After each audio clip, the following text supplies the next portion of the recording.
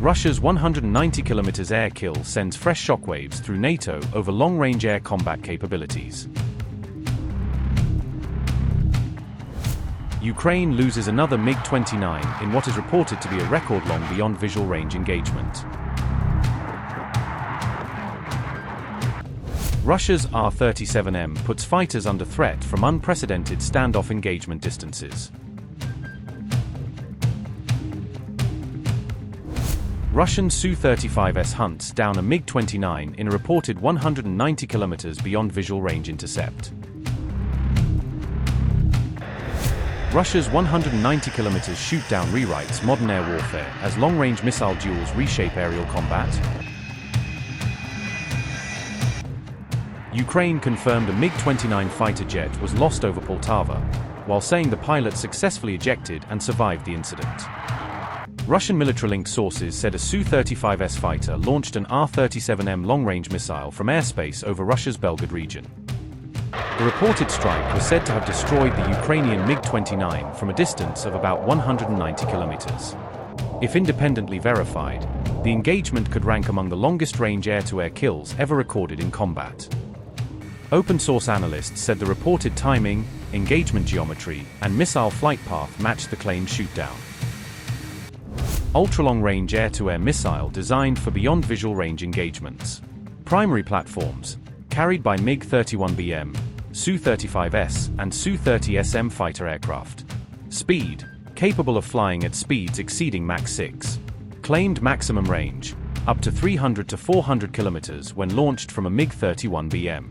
Guidance, uses inertial navigation, mid-course data link updates, and an active radar seeker. Warhead, equipped with a 60 kilograms high-explosive fragmentation warhead. Designed to engage fighters, AWACS aircraft, aerial tankers, and strategic bombers. Optimized for intercepting low-altitude targets and operating in electronic warfare environments.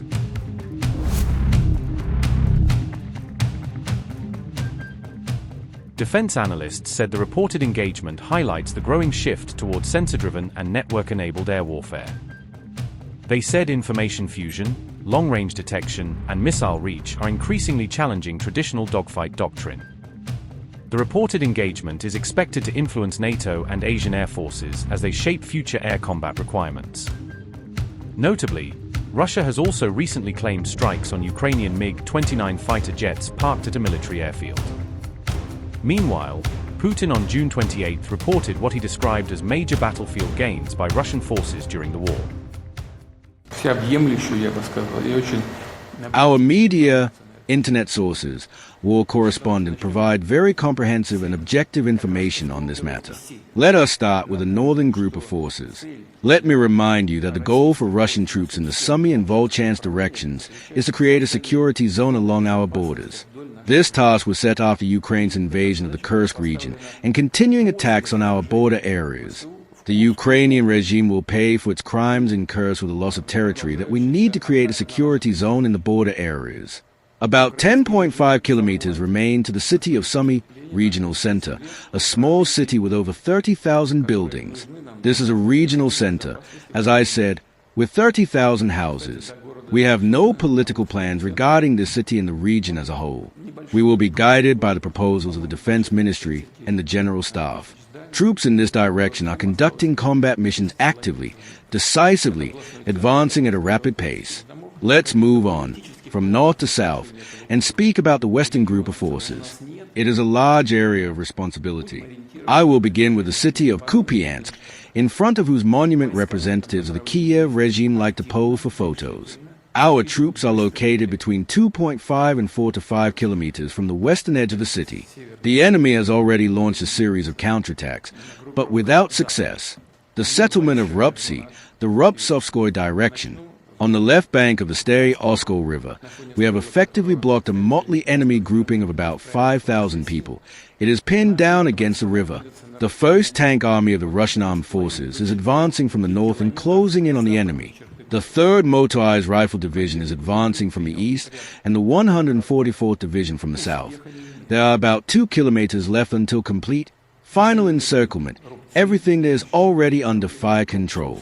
This 144th Division is tasked with accomplishing this task, and I believe it will succeed. And then the fate of this enemy grouping will be similar to the one that already was in the area of Kupiansk-Yuzhnoye.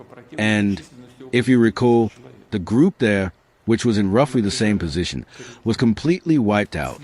Next is the town of Krasny Lyman. This is a Krasnoliman sector. It is a fairly large settlement, a town with around 11,000 homes. But that is not the point. The point is that it is one of the largest railway marshalling yards in the former Soviet Union, and the most important logistics center in the DPR.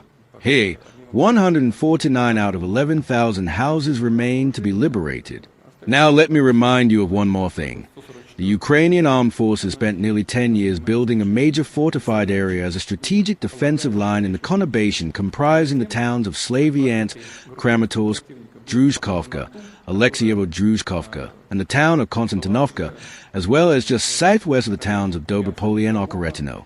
All of this lies within the area of responsibility of the southern and central groups of forces. The Third Army of the Southern Group is advancing at a good pace towards the town of Slavyansk and has entered the village of Nikolaevka.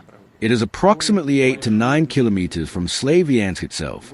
The offensive is proceeding successfully across 15 sectors, with our troops advancing in this direction every day. Significant developments have taken place in the area of responsibility of the Central Group.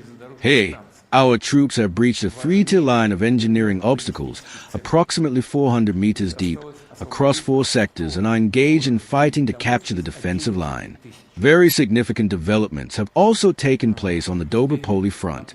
On the Dobropolye front, our troops have breached a well-prepared 3-row line of engineering obstacles, previously considered impregnable, and have entered the village of Anovka, which neighbors Dobropolye.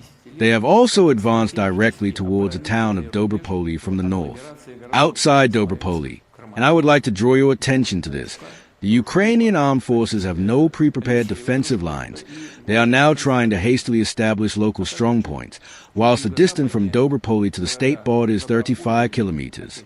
We can now turn our attention back to the combat operations of the Southern Group of Forces, which is fighting to liberate one of the most important strongholds on the Ukrainian Armed Forces strategic defensive line, in the town of Konstantinovka.